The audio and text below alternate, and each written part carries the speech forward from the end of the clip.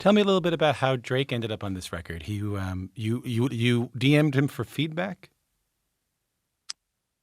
I did, T- which sounds like hilarious. Can I have your feedback? I saw something. I saw you say something like that. That you said this is the most confident I've ever been making a record. Yeah, it's so true. It was the most confident I've ever been in my skills as a songwriter and my skills as like a musician and my skills as an artist who like can be like, this is what I want, this is what I think is cool, this is what I'm doing. Um, I feel like it's just like fourth album. I feel like I just kind of have learned so much from every other time that I've, written albums that I was like, okay, I know what I want this time around, and I feel like I know the process that I will achieve it with. So yeah, and I feel like I did it. You did. Confidence doesn't necessarily come with time, though. If you think about it, we can go for a long, long time and still wonder Yeah, who we totally. are. Did something change? What changed that you felt like you had more confidence making this record? I think is confidence in yourself is something, or and trust in yourself is something that you earn by like repeatedly putting yourself in situations where you're like, huh, I wonder if I'm gonna sink or swim here. And the more times that you realize that you swim, the more that you trust yourself to go in the ocean, to continue the metaphor, the analogy. And I think for me that was like there was times where, on other albums, songs like Never Be the Same or whatever, I kind of like had written, but I kind of wanted other writers there as kind of like this safety net for feedback, for support, for emotional support, because I was just scared to kind of go in by myself. And I was just scared of like having nothing to say. I was scared of kind of crumbling under pressure. I was scared of like people thinking I wasn't good and not trusting my own ideas, feeling like, oh, what if they don't like my ideas and I need somebody there? And I think this time around, I was really like, no, I trust that I have great ideas. I trust that I can make great songs, write great songs for myself. Um, and I trust my taste. And I feel like I just kind of proved it to myself and to my collaborators until they trusted me and I trusted myself. First off, let me say that that makes so much sense to me. That at that stage in your career, for you to be doubting yourself a little bit and wondering like, "Hey, I have these great ideas, but I don't. I need to make sure I have a safety net." With the pressure that was on you in that moment, that makes a lot of sense Or to me. thanks for saying that. I appreciate that because it was like, I had written songs, like I started writing when I was like 16, 17 in the group, like by myself. But then suddenly it was like my first album. I was like in studios with Pharrell and Max Martin and whatever. And I was like, well, this is like real, you know, Yeah. big girl stuff. And I don't know. I was, writing songs on my garage band. Like, I don't know if I can go in those rooms by myself. But now the difference is I'm like, I can totally go in a room with Max or with Pharrell by myself, like I can do it and I can hold my own and you know. I want to talk a little bit later about how you hold on to that confidence as time goes on, but I want to talk about the year that you made this record. You've been on a treadmill, man. You've been on a treadmill Sure. since you were like 14, 15 years old of performing and touring and performing and touring. But the year that you made this record, my understanding was, I heard you call it the year of yes, but it sounds like a year of a little bit of time to yourself. Yes, the year of yes was the year of no to a lot of other things. Yeah. Tell me about it. Tell me about it. I love those years. I'll probably have another year like that, for the next album. Who knows? But I think it's important to have phases of like, you can oh shoot, I took off some of my makeup. I think you can have like times where you can go really, really hard in this public facing way. But I feel like I need time to just like really connect with my just like basic humanity and be, kind of like out of public life and go to like the same gym as my friends and watch movies and walk my dogs. And I feel like I make the best songs that way. I feel like people start making like actually worse art the more disconnected they are to their humanity. That's my hot take. Like the more like, do you know what I mean? Like if I like became like super, super famous, I like never left my hotel room and was just like doing promo all the time. It's like, how interesting are those songs gonna be? I Yeah. don't know. Yeah. Do you have any relationship then with the person you were that started in this music? And can I say it's even harder when your job has the same name as you? Yes, that's so deep, and that's something that I constantly talk about with I remember Show telling me that, and my therapist Gincho tells me is, that I all should the say, is one of the producers on this record. Yeah, Yeah, yeah, and yeah, he would tell me, like, he'd be like, "It's hard because so many people, if you're in a band or if you have an artist name, like, if you're like Skrillex, it's like there's, like, Sonny, and then there's Skrillex, and they're 2 different things. One is the person that, like, your neighbors and your friends and, like, the kids from your elementary school, like, know you as, and the other is a person this, like, other persona. It's like, it's totally different. It's not the 3D human version of you or the people that really know you, and it's hard because both me and the that her, persona yeah. yes, like, go it really like, it goes by the same name.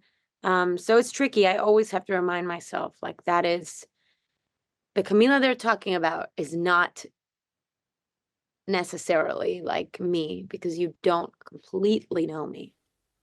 Do you feel like you know who you are a bit better now? I really do. I really do. And I think I think you're right that it doesn't necessarily come with age, although it helps, but I think it's like really doing like the work on yourself to be like, okay, like what are my things? What are like the stories that play in my head? Yeah. What are, what are like, do I live up to my values? How do I respond in these situations? Like really getting to know yourself, like the good and bad stuff, I feel like is like, has brought me a lot more peace. One other thing I found really interesting about this year of Yes is the amount you took in. I was reading about you listening to a lot of stuff, reading a lot of different books. You Yeah. had a secret letterboxed account where you were watching movies and getting a lot of inspiration from there. Can you give me an example of something you saw or read or listened to that just might have, if you were on one path, might have just made you just move a little bit or might have just moved you a little bit? I think that the books that I was reading, like, there was like I was reading a lot of Sally Rooney books, and I feel like she does a great job at writing from the perspective of women, especially in their 20s, and the kind of like complexity of like your like inner dialogue. Like it would just be like a lot of the writing style that I feel like is like in 20 somethings, like where it's like, cross the bridge, like over to Brooklyn when it comes to us. Like, I don't know what I'm doing. Like, you're so tall, you just made me feel even more little. Like, That's a good I don't line. know. Stuff. Thank you. I love Yeah. that line. That's one Yeah. of my favorite lines in like the whole album. Um, but yeah, I feel like those kind of that writing style where it feels like there's constant tension inside of you and you're like, I don't know, like it's like stuff like I love that line in 20 where it's like, um, and you laugh when I say, "You're such a dick sometimes, like, we might be alright," and I laugh when you say, "I'm such a bitch sometimes," whatever, like, those things that are just feel, like, a little bit messy and untied and not so simple, like, I love, like, situations like that, that are represented in those books and in that dialogue, it actually just gave me, like, an itch to read more Sally Rooney, but yeah, I feel like that, like, changed the trajectory for me as being like, "Oh, I don't wanna, like I don't want it I want it to, like, make people a little, like, uncomfortable and, you know, like, a line like that is, like, could easily bother some people, be like, "What do you mean you called him a dick and he called you a bitch? Isn't that, like" just a bad thing. And it's like, no, it's actually more nuanced than that. Like if you can tell somebody that and they like kind of laugh at it and you're like, God, you're such a dick sometimes. It's like it can give you like this weird glimmer of hope that you can talk about it. So it's like a lot of things that are said under the surface of the line. So yeah, I think it's like a lot of like show don't tell kind of like writing things. The line after that is the one that got me, and I'm not going to get it right because I just listened to it and I don't have it in front of me. But it's like, and this is the sentiment is something like, and this is not going to work out, but it might. Yes, yeah, yeah, yeah, yeah. It probably won't work, but baby, it just might. Yeah, it's a good line. Yeah, I know. I love that line. I love that line. Yeah, no, totally. Yeah, I think that really like that just like stupid like hope. Um, and I feel like that's like so characteristic of your 20s where you're like you almost know better, but you can't follow through with the knowing better. That Well, maybe happens in your 30s or your 40s where that's you really, no, I know better. I'm Get out. I'm 37. I still feel like I don't know any better. But I know what you mean. Like in your earlier 20s, you're just hedonistic and who cares. In your late 20s, you're like I'm hedonistic, but I know better, but I'm hedonistic. Yeah. Yeah, I get you. I get you. Um, can I talk about the sound of this record? To make this new album, you went back to Miami, where you grew up. We're in Toronto, so I don't have a lot of reference to the sound of Miami. The sound of this album is partly inspired by what you heard out of the car windows there. For those of us listening in the northern climate who've never been to the city, can you set that scene for us? When you're walking around Miami, what do you hear blaring out of those cars?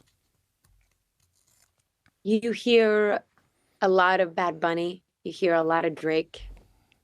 You hear a lot of Kid, like a lot of Caribbean music. You hear a lot of like kind of like older Latin songs that my parents and parents of like my generation listen to because we're like a lot of us are like immigrant kids. But yeah, I feel like actually East Coast has maybe more in common than you think. I feel like East Coast like clubs and dance scene. Feel like because there's like a lot of Caribbean influence, like in both Miami and Toronto. It's like my favorite place to go dancing is in Miami because they play like a lot of like Afrobeat, a lot of like soca music. Um, yeah, I feel like that really inspired. The album is like that mix, like Miami's specific music taste. Tell me about that because last time you and I talked, we talked about how being home and like listening to that older Latin music you were talking about. I mean, Yeah, I still have "Don't Go Yet" on my I like love that. on a plane playlist of like songs you want to hear when you don't have the internet. Uh, I and love that. That's such a happy song to hear on a plane. It's it's like very like celebratory travel vibes. I remember when I first heard it, I was leaving work and it was on the radio, and I went, Who is this? What the hell is this?" And I freaked out, and then I was Well, like, I "Oh, appreciate you saying that yeah." because I feel people are like, you for this album have completely experimented with a new sound. I'm like, guys, I actually did that with Don't Go Yet. It's just like, this one had Playboy Cardi on it and I dyed my hair blonde and it, made a bigger splash. But I feel like I like tried to do that in my last album too. You're right about that. I mean, if you listen to like Havana, Yeah, and then you listen to Don't Go Yet, sounds like Gloria Estefan. Like it just sounds like totally. awesome. Like 100%. Like I've always kind of like tried to do that. Um, but yeah. Miami. You wanted this album to sound like Miami. You wanted it to sound like Miami now. Yeah, Miami now where I think it's like I always feel like I have one step in the doorway of I feel like one culture and like which is kind of like my Latin culture and listening to like Bad Bunny's last second to last album Un Verano Sin Ti, which was like the summer album for me and my friends and like that feeling that it gave us and the confidence that it gave us and the fun and playfulness that it gave us. I feel like I took a lot of that with me into like my life and it like became my personality for like like most of the year. Um and then also I have one foot in the doorway of like American culture and all of the things I love there like Lana and rap and alternative indie music and pop and I think it's like I feel like this album is like this kind of mesh and juxtaposition of all those things. Like you have like, you know, Boat, which is like this Pitbull sample on this like piano, like auto-tuned ballad. And then you have like Dream Girls, which is like this 2000 sample over a reggaeton song. Like it has that tension and melting pot energy, which I feel like is like what my Miami upbringing has been like. It's which is kind of like the upside of feeling like I don't know, I don't really belong to one place. I belong to a few different places. And sometimes that's like a hard feeling. And then I feel like you can use it to your advantage too. Tell me a little bit about how Drake ended up on this record. You DM'd him for feedback. I did, T- which sounds like hilarious. Can I have your feedback? Um, what do you say? Like, hey, I got this song. What do you think? Or that kind of no. I really did straight up DM him for feedback. No, feedback on I what? Like, just like how I'm doing life. No, I'm just kidding. Um, I do my that all the outfit. time. He just doesn't write me back. It's okay. You know? Yeah. I feel like you'd get decent advice. Me too. Maybe. Me too. I don't know. No, I DM'd him and I was like, I honestly do. I really like I trust he's got some great words of advice. Um and I DM'd him and I was like, been listening to you a lot throughout this project. And throughout the writing of this album. I'd love to play you some of the music that I have and just like, you know, pick your brain, ask you what you think. And I'd actually met him before, um, which I don't think he remembers, but like when Havana was popping, I saw him at a party and he was like, I love what you're doing. I can't wait to see like what the next chapter holds for you. And I just remember walking away that night being like, oh my God, Drake is like, I listen to his music so much and he is just so kind and sweet for saying that. So I kind of already was like, oh, he is gonna be like nice if he sees this, you know? Because I feel like he has a reputation for being like, I feel like supportive with other artists. And yeah, so I really was like, I'd love to like hear what you think. And he was like, I'd love to hear it. And yeah, and then we like met up for Din's little Miami Din's vibe. And Nice. he played me a few songs from For All the Dogs, which was so fire and so fun. Um, and I played him songs from my album, reverse order. I played him songs from my Hold album on. first. In And the restaurant, like, did you get on the Wi-Fi for the restaurant? yeah, and we told everybody to not post it and they didn't. Is this Just true? kidding. I'm totally kidding. I'm totally kidding. You did it through No, headphones or something like that. no, he like got the whole like floor of the restaurant. Yeah, cool, badass, cool thing to do. Yeah. I do that at Yeah. A&W sometimes, but it doesn't really count. Yeah, I I just go in did late in that. the night when there's no one else there. Hold on, so I did you that play the all music the for time. one another, and he gets to hear your music. Yeah, and yeah, he heard like I Love It. He heard Chanel number 5. Um yeah, and he gave me the feedback. He was like, "Me like." Is that Borat? Yes. Um, it- I just didn't have Camila Cabello doing Borat on my life bingo card, but I'm so happy it's there. I say that more often than I would like to admit. And he actually did not say that. He did not say, "Me like." That would have been so incredible. And I would be like, never leave my side, actually. Seriously. Okay, so Uh, after he says my wife a bunch of times, you say, hey, he says, well, I want to be on this record, I guess. after he says, what? My wife, he says that a couple of Oh, times. yeah. Yeah. This is my wife. This is my mom. She's a too. Um, yeah, so then after that, okay, all right. So then he was like, I want to see if there's any like ideas I have, like, because I want to contribute to your project. And I was like, well, contribute right on over. That would be so fun. And he sent me the idea for Hot Uptown. And I remember I woke up in the morning and I was like, team, book a stew. And I was all like, I don't think you're ready for a love like mine. and I like wrote my parts, and then I sent them to him. I was like, please like it, please like it, please like it. But I knew he would like it because it was fire. And he was like, hard in all caps. Now we're best friends.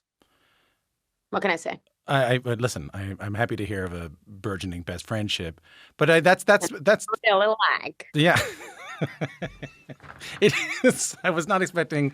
I was expecting some Borat, but not as much. I Right. I it sounds. I mean, like I remember a. So this is a name dropping thing that I can say, but whatever. You can name drop to me too if you want. Yes, I love that. Come on, let's get in. Let's just give him a little spicy salt on this. I remember that Adele told me. I'm just Yes, going to pause here for a second. Adele told me that's right. Over dinner in your private floor. at the level that you're at, there's not many people who understand what that life is like because it's so different. And I remember she said to me that actually advice from him is useful because not many people live in that kind of glare. That's incredibly true. That's incredibly true. And also, I think that, not everybody that is also at his level is, I mean, first of all, to be doing it for as long as he has, and to be doing it so well, and to put out the quality of work that he has for so long, it takes a lot of strength. I mean, I feel like it's just like never an accident. It's never a just like effortless journey. I feel like you learn a lot from being in the public eye for so long, from making music for so long, and having to adapt and reinvent. And yeah, Yeah. Like you said, there's been people who are like, wow, I love whatever voice it was that you did that said, wow, she's really experimenting. She's really experimenting for the first time. my God. How are you? How are you looking after yourself in that? Do you read online comments? Do you have someone read them to you?